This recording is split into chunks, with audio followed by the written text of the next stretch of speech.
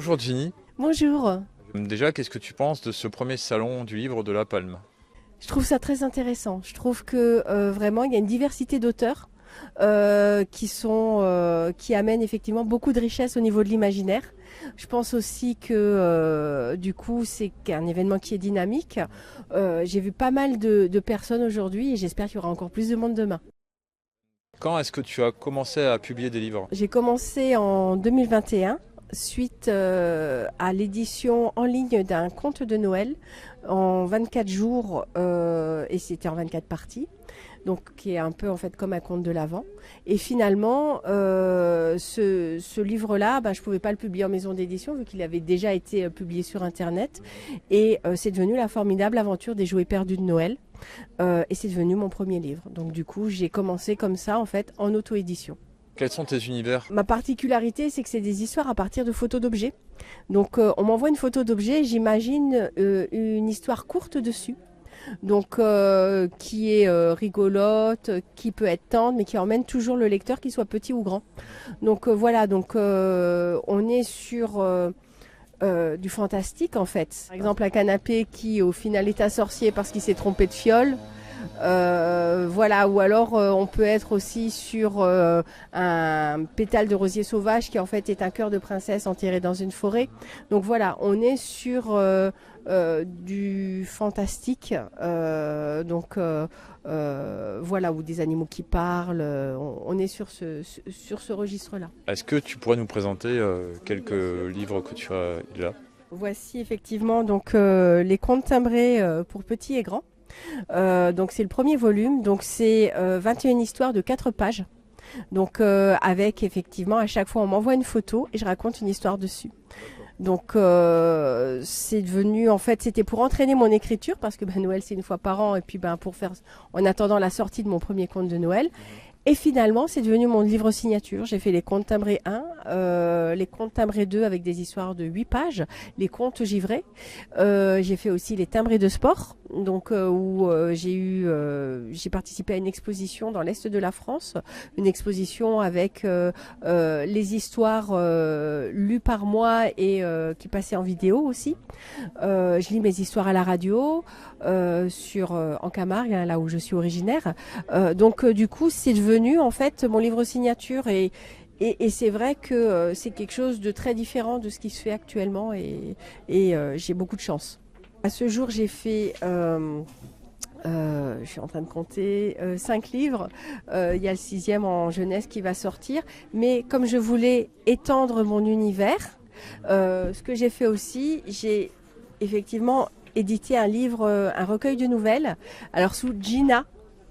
Donc pas Ginny, mais Gina Vincent, parce que j'avais envie de préserver l'univers jeunesse et que si après à un moment je veux faire du feel good, mais aussi je veux faire du thriller ou autre, voilà, que les parents se disent pas oh un nouveau livre de Ginny, tiens on va te le prendre et puis en fait c'est un thriller et bonjour quoi.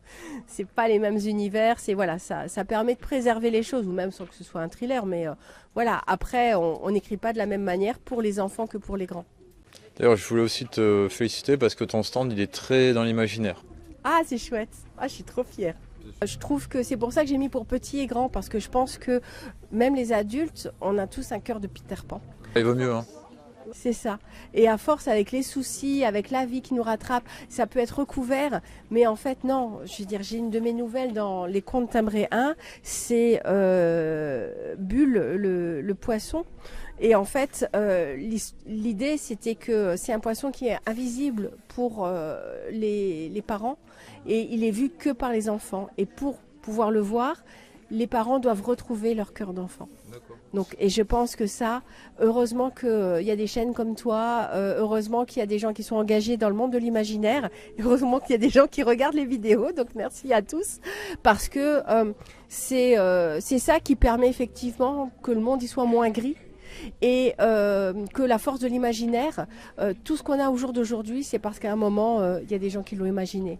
Ils sont partis, ils ont décollé, ils sont partis du monde qui nous entoure pour dire mais et pourquoi est-ce qu'on n'essaierait pas d'imaginer autre chose. Je me rappelle d'un stand où ben, je postulais, on me disait, ben non, c'est pas possible, voilà, vous êtes autrice jeunesse, nous, c'était dans un domaine très différent. Et finalement, j'ai dit, mais attendez, c'est super important. L'imaginaire, c'est ça qui nous pousse, parce que je voulais faire un atelier d'écriture et de création au niveau de l'imaginaire.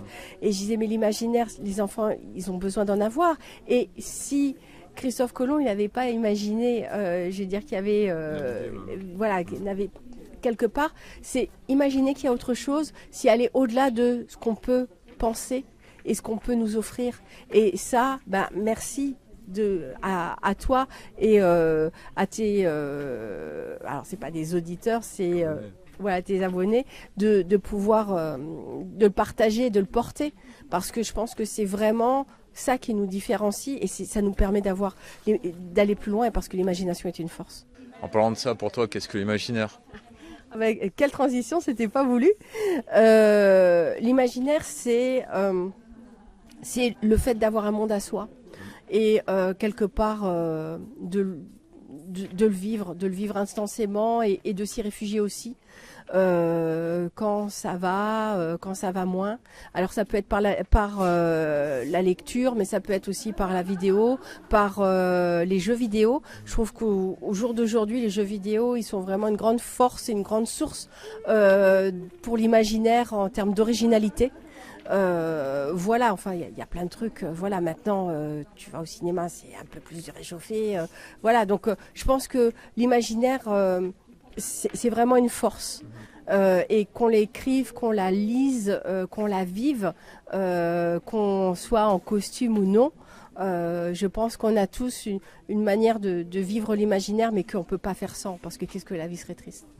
Quand tu vois, l'imaginaire, c'est ça, c'est qu'on a deux vies. Enfin, on a le côté civil et le côté imaginaire, ou quand on va aux conventions, quand on va dans les salons. Qu'est-ce que tu penses de l'IA dans l'écriture?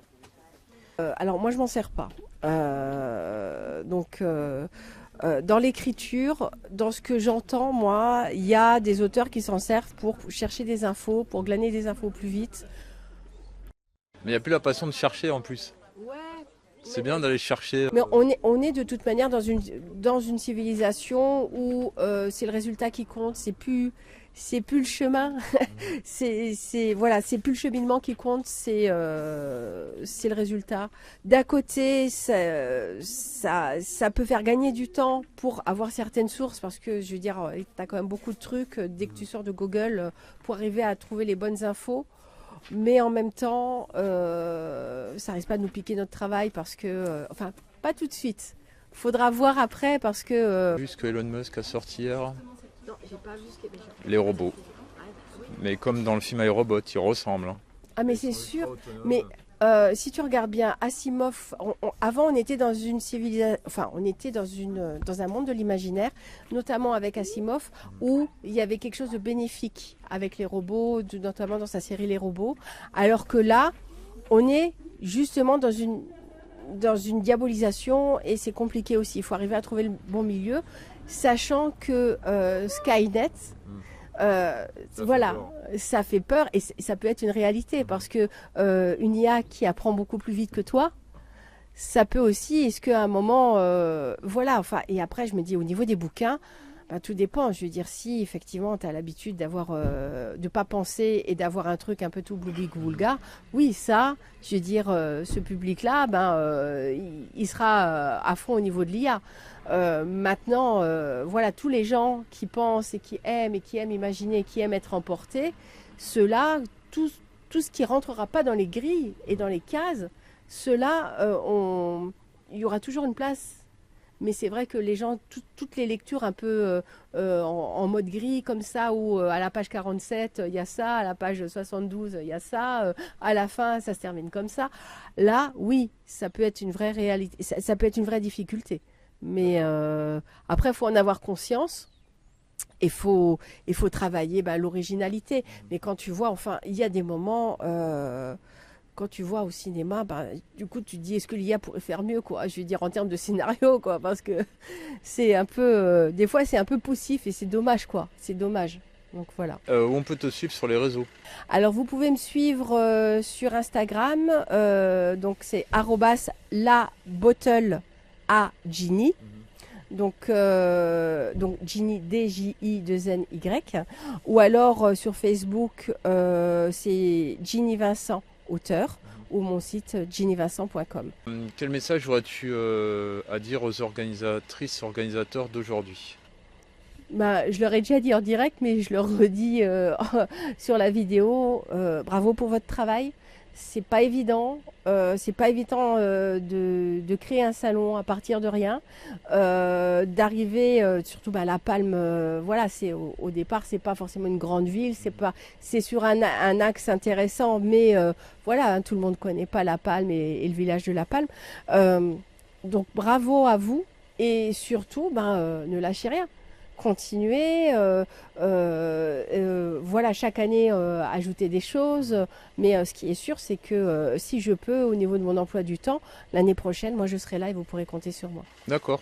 Et quel message aurais-tu à dire à celles et ceux qui t'écoutent en ce moment, c'est-à-dire les abonnés de Zone Imaginaire? Déjà vous êtes sur une super chaîne parce que je trouve que tes questions sont très pertinentes. Donc surtout ne lâchez rien et puis vive l'imaginaire, vive l'imaginaire qui nous entoure dans les livres, dans les conventions, dans tout ce que vous pouvez vivre, imaginer, jouer et surtout pareil, ne lâchez rien, l'imaginaire c'est la vie. D'accord, en tout cas je te remercie beaucoup et puis je te dis à une prochaine. À la prochaine.